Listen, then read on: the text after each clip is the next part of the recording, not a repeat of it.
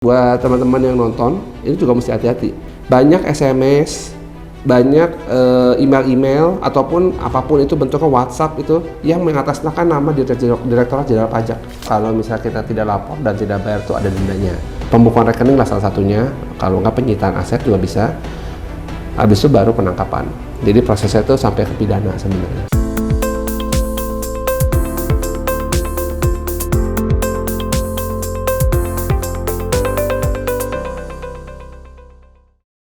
Welcome to Transvision Podcast. Kenalin, aku Jovan. Di sini aku sebagai host yang akan banyak tanya nih soal pajak, soal gimana caranya bisa perusahaan itu punya financial yang baik. Dan kita langsung ngomong-ngomong sama CEO-nya Transvision, namanya adalah Pak Dhani.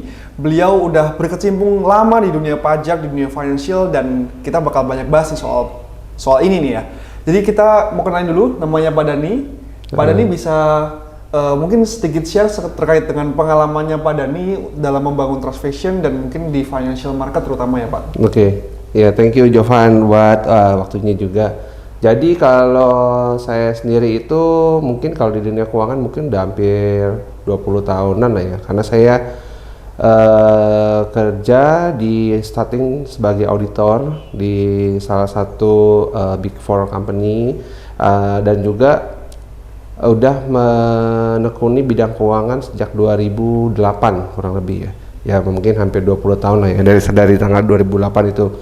Terus mulainya Transvision itu sendiri saya dari tahun 2018 secara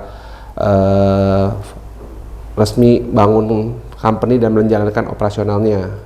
Dan awalnya yang pasti saya berangkat dari sebagai konsultan pajak sebelum banyak service yang udah kita provide sekarang. Jadi kalau dihitung mungkin selama kurang lebih hampir 8 tahun di sekarang tuh kita udah bangun beberapa ekosistem terutama di bidang jasa untuk masalah keuangan dan juga untuk masalah hukum terutama yang memang kita tekunin. Jadi ya kliennya kita sendiri juga udah banyak juga yang pakai jasanya kita dari berbagai aspek terutama di dua bidang tersebut. Kurang lebih kayak gitu untuk yang kita punya. Oke, berarti Bapak udah lama ya, cukup lama ya, hampir 20 tahun bergerak di bidang keuangan. Iya. Tapi kalau boleh tahu, Bapak kenapa langsung mau bikin Transvision? Kenapa nggak lanjut di Big Four? Tuh kan pengalaman karirnya kan cukup lumayan tuh ya. Karena saya melihat kalau saya sendiri pribadi pada saat saya bekerja tuh saya melihat bahwa ada batasan-batasan yang memang limit kita tuh kalau bekerja tuh sampai di situ biasanya. Jadi kayak misalnya kita posisinya misalnya manajer keuangan lah misalnya. Ya berarti skop kerja saya adalah sebagai manajer keuangan. Tapi mungkin saya kalau misalnya belajar hukum pun, saya juga mungkin nggak bisa pakai dia dalam skop kerja saya gitu. Lalu karena melihat keterbatasan itu dan saya pengen bisa lebih banyak nolong orang lah. Waktu itu saya prinsipnya basicnya adalah dari pertama tuh pengen bantu orang lah. Nah, prinsipnya dari itu. Nah, bangunan Transvision itu sendiri karena saya pengen banyak bisa memberikan kontribusi terutama ke UMKM dari sisi pengetahuan yang saya punya. Kan kalau dilihat ya bisnis UMKM sampai hari ini bahkan gitu ya. Kita ngomong 10 tahun yang lalu sampai hari ini kita ngomong bisnis UMKM itu masih belum ada pengetahuan terutama di bidang keuangan sama hukum tuh yang benar-benar baku dan mereka tuh either mereka tahu tapi bingung cara melaksanakannya atau sama sekali nggak tahu, kebanyakan seperti itu. Jadi pada saat setiap kali saya bertemu sama orang baru yang saya kenal, pada saat saya membuat poin apapun yang menurut saya itu adalah sesuatu yang sebenarnya udah ada dari lama, mereka tuh nggak pernah tahu ternyata. Jadi sebenarnya kalau menurut saya tuh informasi yang didapat sama mereka tuh minim aksesnya. Jadi untuk itu saya datang pengen coba memberikan informasi sebanyak mungkin kepada orang-orang yang memang mau melakukan usaha dan juga mau istilahnya mengembangkan Indonesia ya. Kalau saya lihat kan kebanyakan UMKM itu ada beberapa yang mengembangkan Indonesia itu ngerti gimana caranya dia mengelola financial dan juga masalah hukum yang ada di Indonesia. Jadi kurang lebih starting pointnya kenapa Transvision itu ada tuh karena intinya pengen menolong orang terutama di bidang itu. Oke, ini menarik nih, berarti lebih ke UMKM ya Pak? Iya. Tapi kalau pribadi sendiri, maksudnya untuk konsultan pribadi dalam sisi pajak itu juga ada service di Transvision ya Pak ya? Maksudnya berarti untuk kayak perorangan lah ya? Iya betul. Betul, ada. Ada juga ya? Oke, sebelum kita lanjut membahas soal trust fashion, soal UMKM, soal keuangan pribadi, mungkin saya lebih penasaran sama backgroundnya Bapak nih ketika pengalaman bekerja di Big Four. Dulu kerjanya di mana sih Pak kalau boleh tahu Pak? Saya dulu di KPMG waktu itu. KPMG ya? KPMG waktu pertama kali bekerja, habis itu saya pindah sekali lagi di Big Four juga di Deloitte. Jadi dua kantor akuntan lah saya pindah. Setelah beres dari auditor, saya sebelum sampai membuka tax return, saya bekerja juga di perusahaan multinational company sama di perusahaan konglomerasi. Nah itu yang di multinational itu saya di retail industry, jadi ya bisnisnya utamanya retail ya. Habis itu yang di multinational, yang di konglomerasi itu saya bisnisnya di bidang jasa IT lah, atau saya bisa bilang ISP gitu. Nah ya dari situ saya belajar. Kalau di auditor tuh sebenarnya kalau misalnya saya bilang ya, saya mungkin sampai hari ini pun kebanyakan auditor tuh taunya lebih ke kulit luarnya, karena kan mereka sifatnya kan cuma memeriksa apa yang udah dibuat sama orang lain kan, dan cuma memvalidasi lah tugasnya. Sedangkan proses pengerjaan itu tidak pernah diketahui dari sana startingnya gimana sampai dengan dokumen itu jadi dan sebagainya, itu mereka nggak pernah tahu.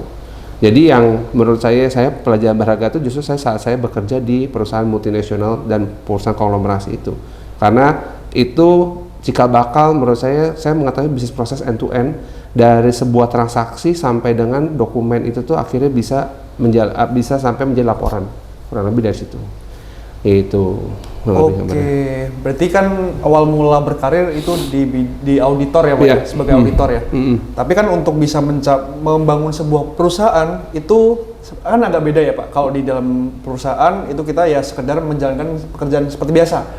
Tapi kalau misalnya kita membangun sebuah perusahaan itu kan sangat beda. Betul. Dari sisi mentalnya, dari sisi pengetahuan juga mungkin.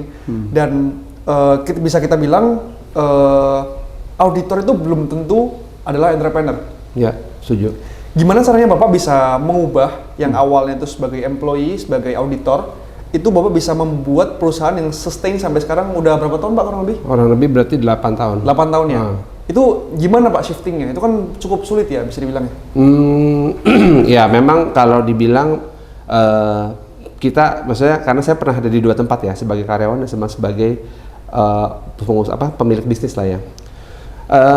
Memang pada saat masa transisi itu masa yang paling susah. Kenapa? Karena kita itu dari sesuatu yang sifatnya pasti dalam arti penghasilan pasti lah ya, menjadi penghasilan yang tidak pasti. Itu kan sesuatu yang butuh ya cukup berani dan cukup mentalnya harus kuat lah. Karena terutama apalagi waktu di tahun-tahun itu juga kan saya sendiri juga mulai mempersiapkan untuk berkeluarga, ya kan.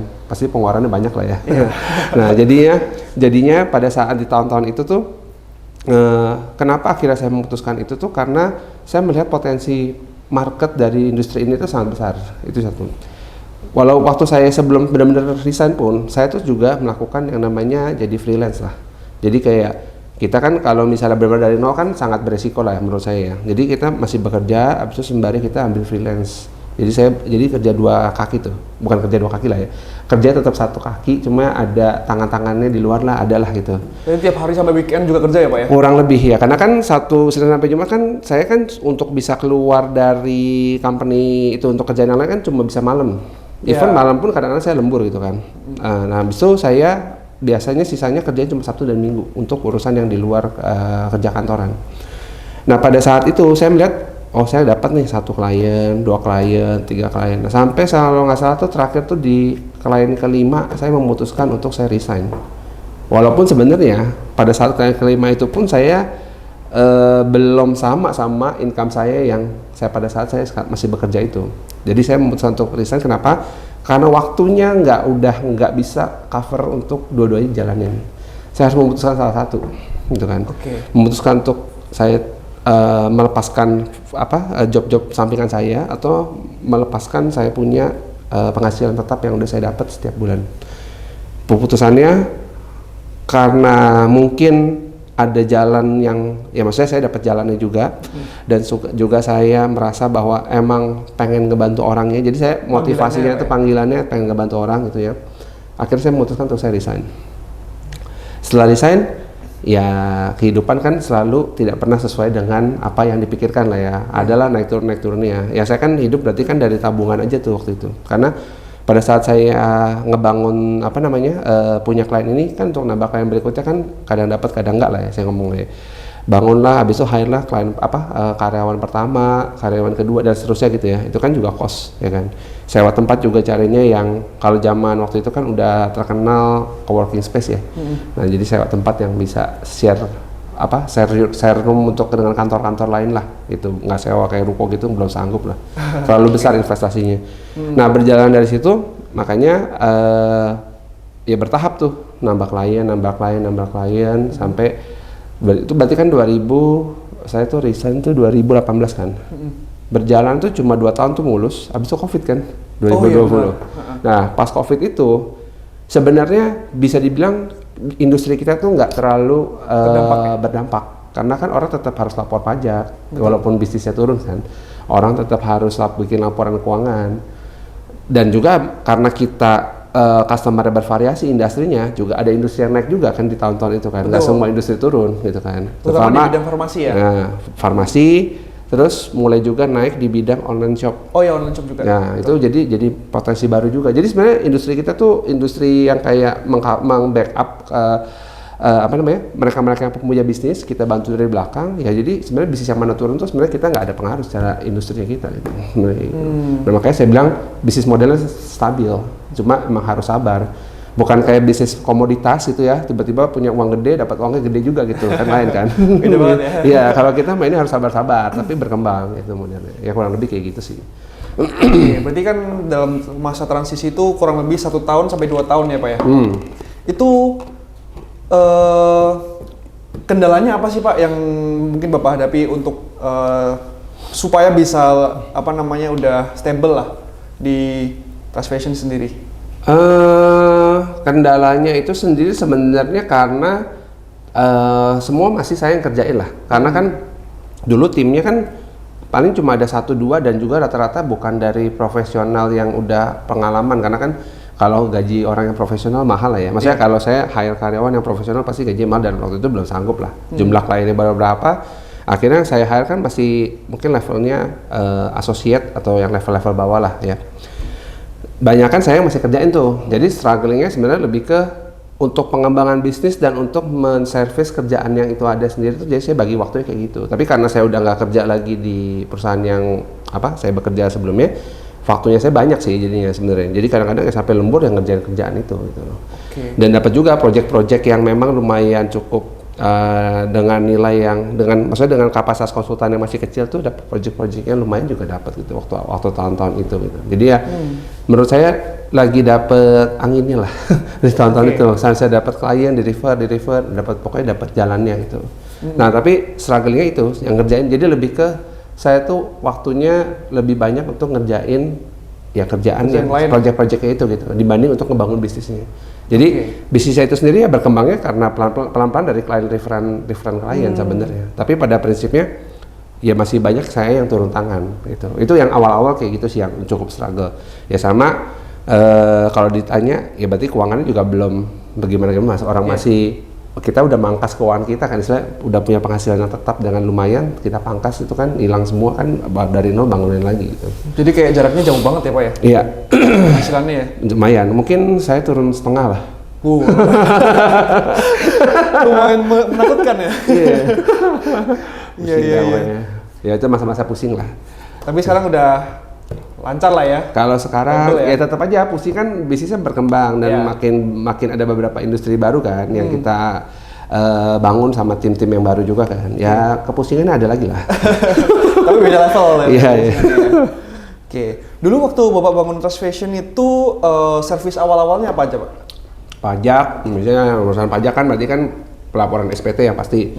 Kalau perusahaan biasanya ada bulanan, kalau yang pribadi biasanya tahunan.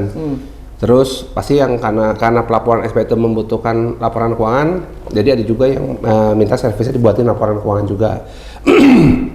Terus kebetulan waktu itu saya juga ada kerjasama sama salah satu aplikasi accounting software namanya dulu belum ada Makari, namanya Jurnal. Dulu belum ada Makari. Nah Jurnal ini yang cikal bakal kenapa akhirnya saya juga memberanikan diri untuk resign, karena kita tanda tangan kesepakatan bahwa kalau misalnya ada klien yang pakai jasanya kita, kalau ada klien yang langganan dari sisi jurnal bisa nge-referring ke kita. Sebaliknya kita pun kalau ada klien kita boleh pakai jurnal. Nah pokoknya kita ada MOU-nya itulah. Itu salah satu kenapa keberanian saya untuk bisa memutuskan untuk full time di kerjaannya ini, di bisnis ini, karena ya saya ada channelnya aja, jadi benar-benar nggak nol banget gitu. Minimal ada referan dari aplikasi itu kan juga lumayan. Iya lumayan. Ya kan, itu. Jadi banyak kan selain cari sendiri juga dapat klien dari Mekari ya? Mekari. Dari jurnal dulu belum ada. Ya? Ya sekarang baru Mekari, tapi dulu belum ada jurnal, masih jurnal dulu. Jadi banyak kerjasama sama beberapa pihak juga sih, maksudnya kayak POS kan, berarti kan kita dapat F&B kan biasanya kalau POS kan. Nah gitu lah. Jadi mekanisme kerja sama cari kliennya tuh lebih ke gandeng aplikasi dulu. Aplikasi. Iya. Karena kan lagi nge-hype kan waktu itu kan 2019. Lagi hype-nya startup. Iya, startupnya lagi banyak diinjek lah ya. Sekarang mah udah banyak yang keluar investornya. Yes. Oke, kita tadi saya sempat dengar mengenai soal pajak ya. Ini kan lagi bulan-bulan pelaporan SPT. Iya. Kita mungkin bahas soal yang pribadi dulu. Ini mungkin banyak teman-teman di sini yang awam nih soal pajak dan mungkin sekarang ini pun belum lapor pajak ya. Dan mungkin Bapak bisa jelasin terkait pajak sendiri itu sebenarnya fungsinya buat apa sih? Mungkin secara general aja ya Pak. Terkait sama pajak itu fungsinya buat apa? Terus sebenarnya itu adalah kewajiban negara ke rakyat atau rakyat ke negara gitu mungkin Pak. Ini bisa jelasin Pak soal itu? Jadi gini, ya mungkin ini mungkin juga udah banyak pembicara lain yang banyak kasih tau juga ya. Kalau sebenarnya kan pajak itu fungsinya adalah untuk membangun negara lah ya. Pada prinsipnya, jadi kan ada dimana kan dalam sebuah negara itu kan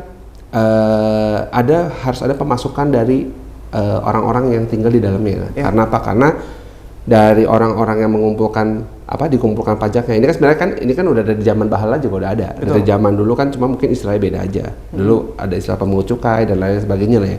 Nah cuma kan sekarang pajak lah bahasanya. Karena kan kita menganut karena kita pernah dijajah sama Belanda kan kalau nggak salah. Nah itu kan sebenarnya kan udah ada tuh pas zaman penjajahan Belanda. Pajaknya cuma dulu bentuknya kalau nggak salah hasil bumi. Hasil buminya diambil sama VOC. Nah kalau sekarang kan pajak itu digunakan untuk pada prinsipnya untuk membangun negara. Nah, jadi semua penghasilan orang-orang itu diambil, dikumpulkan untuk misalnya ngebangun jalan infrastruktur, terus untuk ngebangun misalnya ada gedung pemerintahan dan sebagainya, untuk gaji salah satunya gaji MPR, DPR MPR ya, terus habis itu gaji menteri-menteri itu semua kan dari pajak kan sebenarnya kan. Betul. Yang tujuannya dengan harapannya adalah pada saat kita membayar pajak itu kita mendapatkan fasilitas yang berguna untuk satu Indonesia itu kan istilahnya.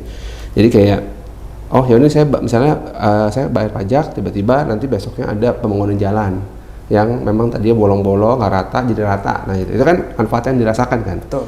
Ya jadi pada prinsipnya sebenarnya pajak itu sendiri itu adalah dari rakyat untuk rakyat, ya kan istilah kayak gitu kan. Jadi rakyat berkewajiban membayar pajak itu sebenarnya tujuannya untuk membangun negaranya dia atau kotanya dia. Kan prinsipnya konteksnya seperti itu sebenarnya. Ya cuma kan kalau lihat di berita-berita kan ada yang korupsi dan sebagainya lah gitu lah ya. itu udah di luar fungsi. Kalau di teorinya nggak ada teori perpajakan yang saya pelajarin dari zaman saya kuliah tuh nggak ada teori perpajakan digunakan untuk korupsi tuh nggak ada. Itu mentaliti orang-orang kita aja ya. Itu emang itu kan ke masing-masing keputusan kebijakan yang dibuat dari masing-masing mungkin menteri, mungkin juga ada institusi tertentu yang gunanya untuk kepentingan golongan tertentu, biasanya kan kayak gitu kan. Ya sebenarnya harapan sih jangan begitu. Harapan kita kan sebenarnya kan kalau bisa kan pajak dibangun untuk kepentingan bersama lah ya. Pajak itu dipakai untuk membangun Indonesia gitu kan. Tapi ya berita-berita yang beredar selalu seperti itu kan. Ya saya nggak bisa ngomong karena berita terlalu banyak. Tapi intinya fungsi pajak kurang lebih kayak gitulah. Iya sih, benar sih. Kalau misalnya dilihat dari realitas juga kayaknya banyak yang istilahnya kayak nggak sesuai sama ekspektasi ya, sesuai sama teori seperti apa, dan makanya itu muncul banyak ketidakpercayaan rakyat nih sama pemerintah mungkin ya soal penggunaan pajak ini. Dan makanya itu ada orang-orang yang takut nih buat ditarik pajaknya, ditagih pajaknya. Jadi kayak takut lah buat lapor dan bahkan malas tuh Pak. Itu sebenarnya tuh orang takut pajak atau orang takut ditagih pajak itu sebenarnya karena itu masalahnya atau karena apa Pak kalau menurut Bapak ya?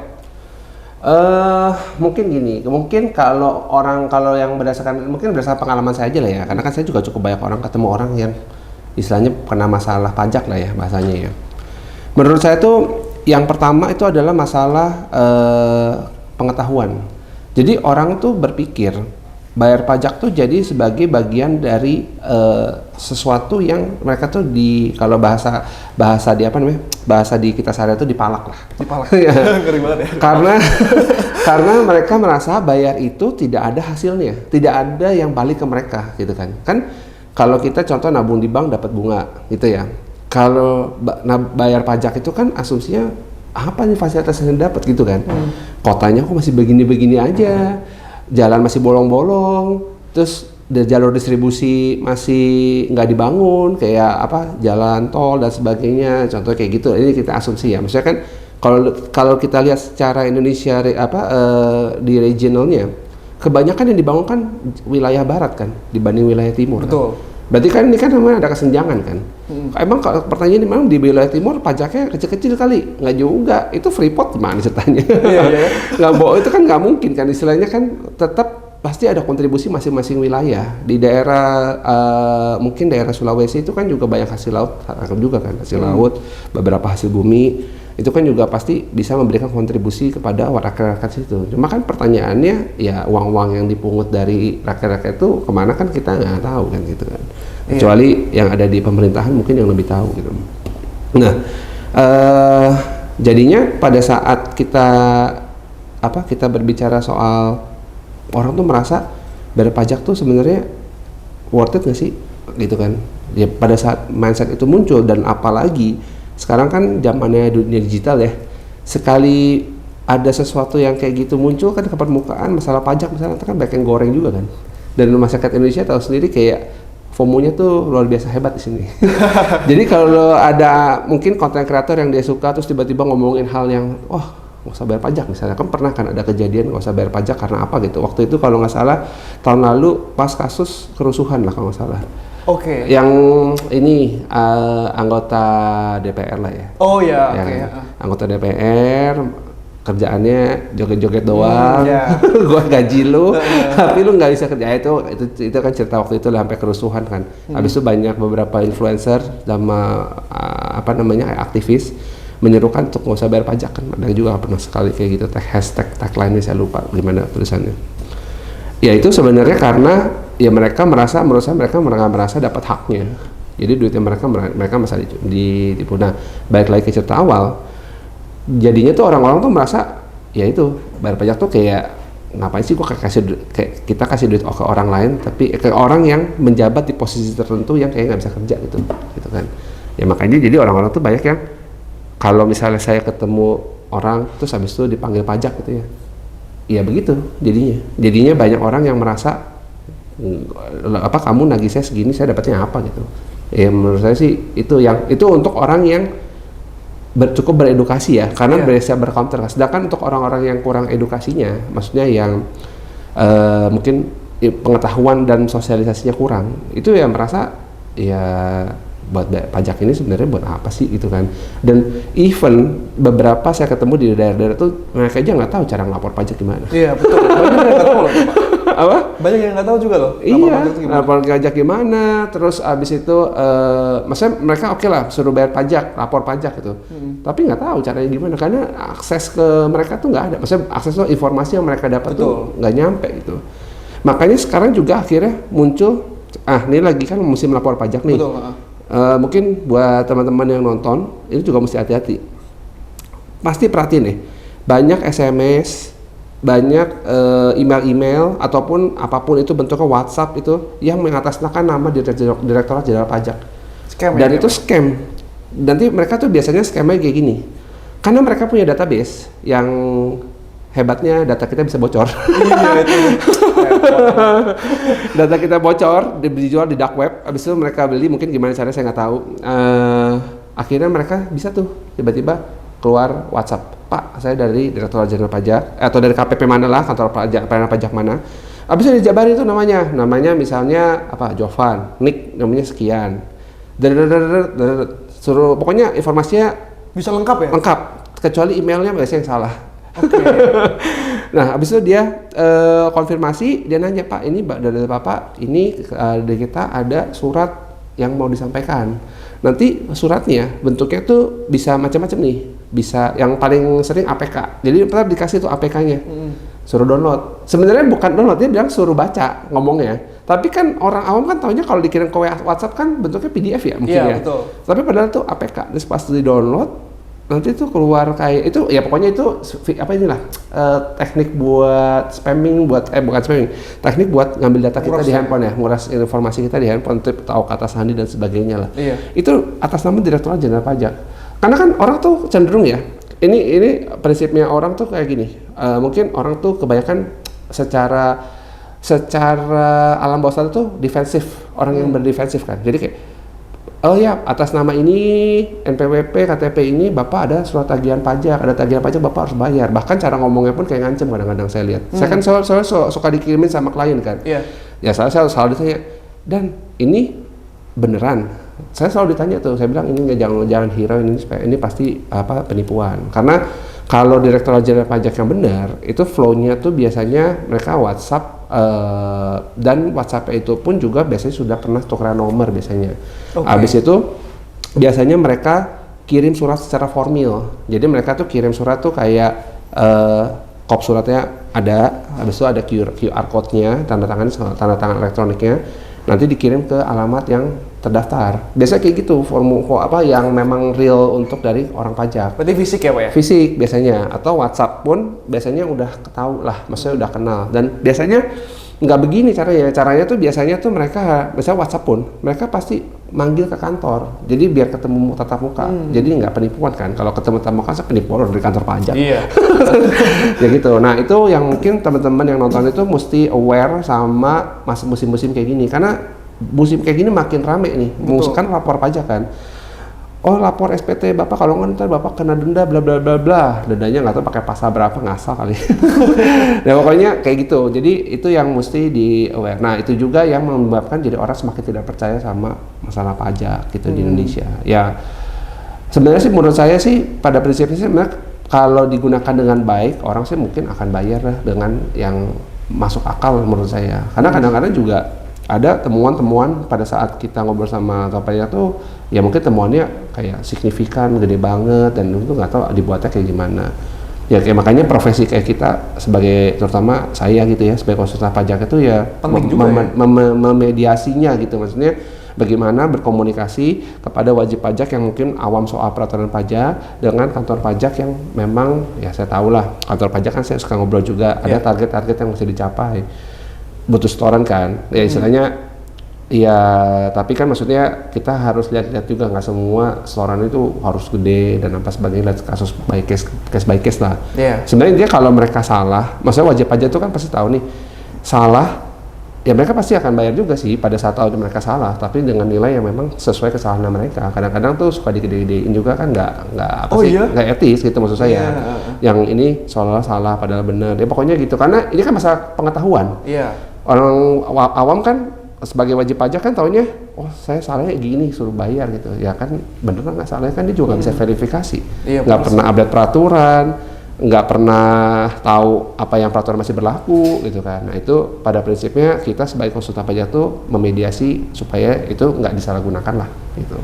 Oke, berarti kalau bisa saya simpulkan adalah garis besarnya itu soal edukasi ya Pak? Betul. Soal pengetahuan tentang pajak itu sendiri ya? Yes, secara prinsip, artinya secara teorinya sedikit, mungkin kan nggak semua wajib pajak juga mau tahu detail ya. Tapi prinsip dasarnya sama keterbukaan penggunaannya itu sebenarnya itu aja sih. Kan prinsipnya kan dari rakyat untuk rakyat sebenarnya. Iya benar ya. Jadi salah satu tugasnya kita ya untuk mengedukasi mereka ya Pak ya. Iya, makanya kalau ada temuan-temuan yang memang dirasa janggal kan kadang-kadang apalagi dengan media sosial sekarang kan suka di blow up kan. Oh saya ke kantor pajak ini nih saya merasa nah udah pokoknya ke blow up lah. Makanya kalau kemarin lihat pasti tahu beritanya lah, ada OTT atau OTT ke kantor pajak. Betul. Itu kan salah satu berita yang di blow up. Sebenarnya nggak cuma gini. Jadi sebenarnya tuh proses pengeliminasian OTT itu sebenarnya banyak sebenarnya, tapi nggak semua di blow up gitu. Berarti banyak yang bermasalah dong Pak? Banyak bermasalah karena yaitu menurut saya keterbukaan informasinya kurang, edukasinya kurang. Itu sih kalau dari saya sih. Oke, berarti kan tadi kan ada asumsi lah buat kita sebagai orang awam ya, bahwa kita lihat nih banyak orang pajak yang mungkin nggak transparan, nggak kasih edukasi dan sebagainya. Jadi kayak kita bilang ya nggak usah lah bayar pajak, kita nggak usah lah lapor pajak. Tapi sebenarnya kalau misalnya kita nggak lapor, kita nggak bayar pajak, itu sebenarnya dampaknya apa sih Pak buat kita sendiri? Jadi kalau secara teorinya, secara undang-undang itu bahwa kalau misalnya kita tidak lapor dan tidak bayar itu ada dendanya.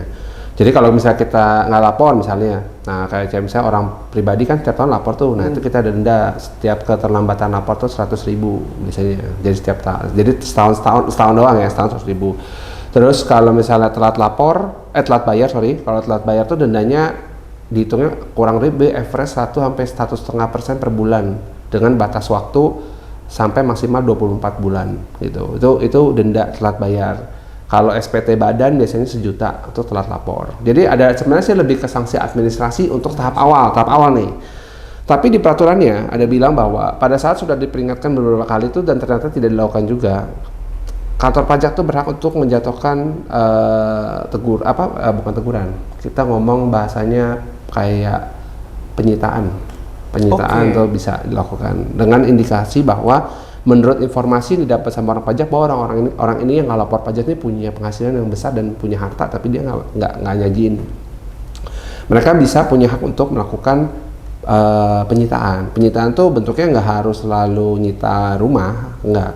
Dia bisa freeze rekening. Dia boleh freeze rekening. Bukan dia yang nggak freeze ya. Dia akan minta PPATK dan Bank Indonesia untuk ini semua rekening atau nama orang ini tuh minta di freeze. Bukan diblokir ya Pak ya? Bukan, cuma di freeze. Ya? Dia freeze sehingga tidak bisa transaksi. Biasanya tuh case-case ini tuh kayak lo misalnya emang ada ya itu wajib pajak yang terindikasi punya penghasilan besar tapi tidak lapor. Habis itu juga mereka bisa pada saat itu sudah dilakukan tidak diindahkan juga, mereka bisa minta untuk kepolisian melakukan penangkapan. Jatuhnya udah ke pidana. Karena dalam peraturan undang-undangnya itu sendiri itu memang ada sanksi pidananya setelah sanksi administrasi. Jadi kan administrasi udah dikasih dendanya, tidak misalnya ya kalau udah nggak mau lapor nih udah pasti nggak bayar lah ya. Habis itu dilakukan pembekuan lah ya, pembekuan rekening lah salah satunya. Kalau nggak penyitaan aset juga bisa. Habis itu baru penangkapan. Jadi prosesnya itu sampai ke pidana sebenarnya. Kalau secara undang-undang. Tapi kan sebenarnya kalau misalnya udah sampai titik tertentu, misalnya sampai freeze rekening, kadang-kadang kan kita butuh rekening ya. Kalau nggak duitnya nggak bisa keluar. Iya. Ya jadi intinya pasti udah ketemu tuh biasanya musyawarah mufakatnya kayak mau ketemunya gimana. Jarang sih sampai ke pidana sih. Kalau pidana tuh lebih ke pemalsuan. Yang berat-berat ya case-nya. Iya, case-nya dia emang terindikasi melakukan tindak pidana yang kayak pemalsuan dokumen dan sebagainya itu baru tindak pidana. Kalau SPT sebenarnya kan prosesnya kan bertahap lah. Kalau menurut saya tuh nggak mungkin orang tiba-tiba nggak lapor tiba-tiba besok ditangkap gitu kan. Semua Indonesia ditangkap penjara penuh dong. Oke. Berarti kan sebenarnya kalau misalnya mau lapor pajak, lapor SPT, bayar pajak itu kan berarti harus punya NPWP ya Pak ya. Tapi kan sebenarnya mungkin anak-anak muda nih belum tentu punya NPWP. Kalau misalnya mungkin dia nggak kerja kantoran, dia berbisnis misalnya, itu kan belum tentu punya NPWP sebenarnya kan Pak. Itu sebenarnya harusnya buat anak-anak muda seperti saya ini ya, itu mulai harus lapor pajak itu sebenarnya waktu apa sih Pak yang tepat ya? Jadi prinsipnya pajak itu harus ada dua hal, harus ada subjek dan ada objeknya. Oke. Subjeknya kalau misalnya pribadi berarti orang, kalau misalnya PT berarti badan itu sendiri lah ya. Itu namanya subjek. Objeknya apa? Ya itu. Kalau misalnya ada subjeknya, tapi orangnya tidak punya objeknya, maksudnya ya udah misalnya emang tinggal di Indonesia, tapi nggak punya penghasilan, ya berarti nggak ada objeknya kan? Berarti orang itu tidak akan terhutang pajak.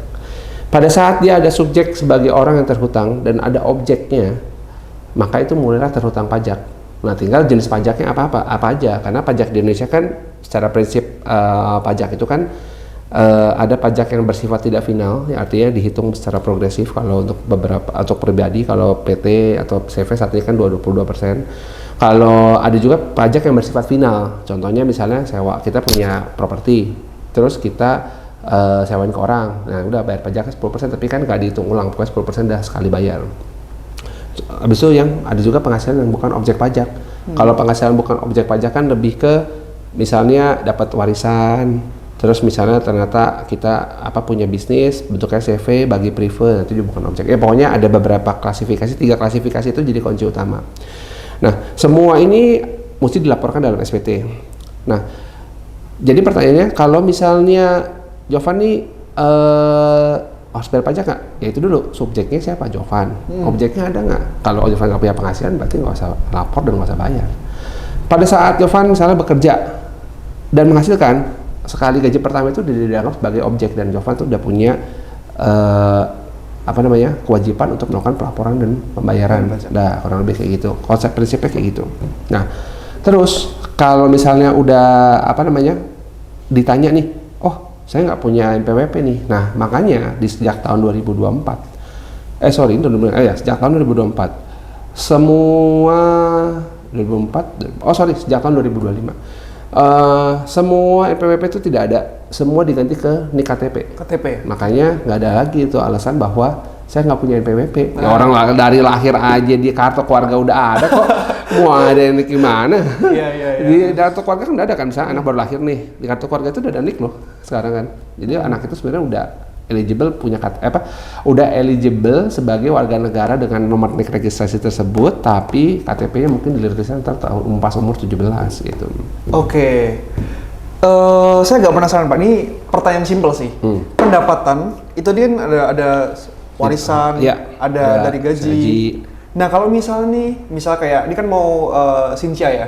Nah itu termasuk pendapatan nggak sih Pak? Kayak tabungan, angpau gitu. Ya. Kalau balik ke prinsip, itu sebenarnya begini, kalau yang angpau yang diberikan itu dari orang tua kepada anak, itu bisa dianggap sebagai hibah. Oke. Kayak uang jajan kan. Tapi saat itu angpau itu diterima dari orang yang lain yang tidak kenal, sebenarnya prinsipnya itu sebenarnya sebagai objek pajak. Kenapa? Karena menambah daya ekonomis kan, karena ada angpau itu bisa belanja kan. Dan juga orang yang ngasih itu tidak berhubungan, jadi kan lebih kayak sifatnya donasi kan. Betul. Nah, itu sebenarnya kalau ditanya objek pajak nggak, jawabannya objek pajak. Cuma pertanyaannya nggak bisa di-trace kan. Karena kan kita kalau uang angpau kan semua pasti tunai kan. Ya walaupun sekarang udah ada yang transfer sih, udah ada yang canggih. Cuma maksudnya pada prinsipnya biasanya kan untuk simbol kan, kan kalau ngasih angpau kan kalau saya lihat kan umum-umum kan mungkin hitungannya ratusan sampai jutaan lah ya. Nggak ada yang ngasih angpau rumah gitu, jarang lah ya. Itu ekstrim ya.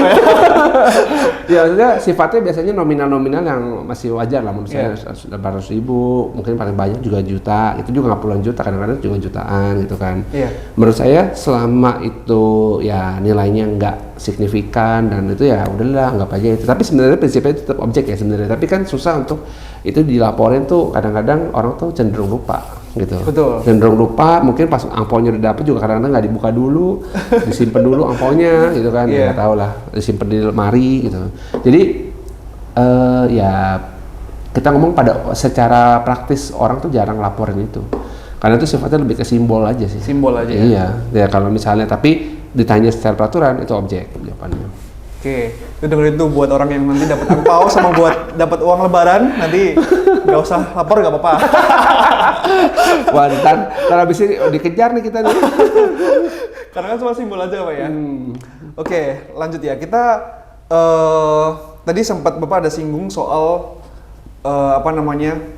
mungkin ada tiringnya juga ya. Kita bayar pajak untuk yang mungkin penghasilan berapa sampai berapa tuh 0% misalnya, ada yang setelah itu ada berapa persen. Nah itu mungkin bisa jelasin Pak soal tiring-tiringnya itu ya Pak. Boleh. Pendapatan per tahun ya? Ya, jadi kalau tiring-tiring itu kan berarti orang pribadi lah ya, orang pribadi. Jadi pada prinsipnya kita itu ada beberapa layer. Jadi pertama tuh ada layer yang disebut kita tuh namanya penghasilan tidak kena pajak. Yang which is tuh kalau sampai dengan penghasilan tidak kena pajak itu berarti 0%. Penghasilan tidak kena pajak itu sendiri beda-beda. Basic kalau kita single kan 54 juta setahun. Berarti kalau penghasilan kita 54 juta setahun, berarti itu masih belum kena pajak. Menikah ada lagi tambahannya 4,5. Terus punya satu tanggungan, maksimal 3 tanggungan, masing-masing tanggungan tuh 4,5. Jadi sebenarnya itu sampai tahap itu tuh semua tuh pajaknya 0, tapi hitungan setahun ya. Melewati 54, anggaplah single lah ya, melewati 54 tuh berarti tambahan 60 juta berikutnya itu yang kena, tambahan 60 juta yang berikutnya yang kena 5%. Jadi habis 54 ada lagi nih misalnya contoh penghasilannya setahunnya 60, berarti 6 jutanya yang kena 5%, karena 54-nya PTKP kan. Oke. Ya, terus habis itu 6 juta sampai dengan di atas 54 tambahannya sampai 60 sekian gitu ya. Sampai 60 juta itu berarti 5%. Dari 60 juta lewat nih 60 juta sampai ke 250. Nah, itu udah kena 15%. Dari 250 sampai 500 itu kenanya 25%. Dari 500 sampai 5 miliar 30. Dari 5 miliar 35 gitu ya. Jadi istilahnya kalau orang yang paling kaya itu ya karena 35 lah. Tapi nggak memotong secara langsung kan Pak? Ada kayak batasan-batasan kayak tadi ya? Kayak misalnya tadi kan 54 juta, misalnya pendapatan 60 juta, yang kena pajak cuma 6 juta. Berarti itu juga berjenjang. Jadi yang sampai 60-nya berarti 5, ntar dari 61 ke 250-nya kena 15, itu ya berjenjang. Bukan satu tarif, hitungannya bertahap. Oke. Berarti kalau misalnya sebagai employee ini kan biasanya kan ada bonus, ada THR, itu termasuknya ke pendapatan atau beda lagi Pak? Masuk ke pendapatan karena itu kan bagian dari penambah nilai ekonomis.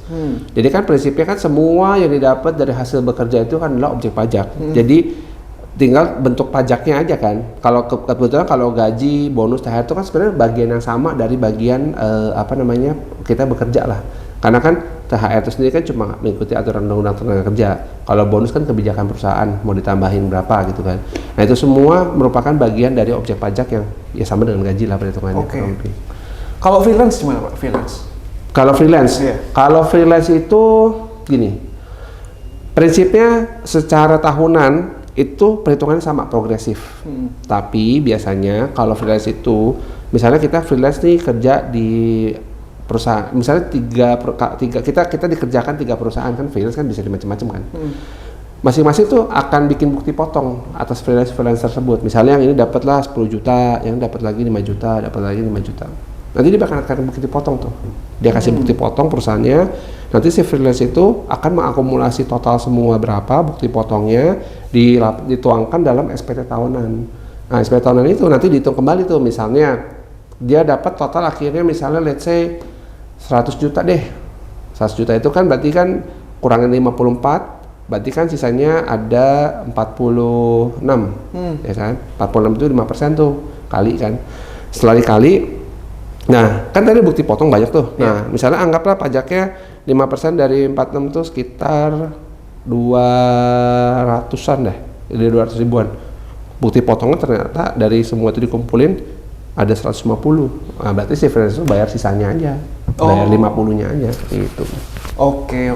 Jadi prinsipnya tetap balik ke kayak orang karyawan sebenarnya. Cuma bedanya dia harus hitung hitung kembali karena dia kan ada penghasilan dari beberapa tempat kan. Iya, dia pekerja lepas ya, jadi betul. Nggak di cover sama perusahaan. Oke. Mungkin itu sih Pak yang kita mau bahas soal penghasilan pribadi, terus pelaporan pajak pribadi, dan mungkin next step-nya kita bakal bahas lebih banyak nih soal pajak UMKM, penghasilan UMKM gimana, dan dari sisi pebisnis itu gimana. Jadi thank you Pak untuk waktunya. Ya, jadi kita nanti akan bahas lagi di episode kedua ya soal UMKM. Thank you.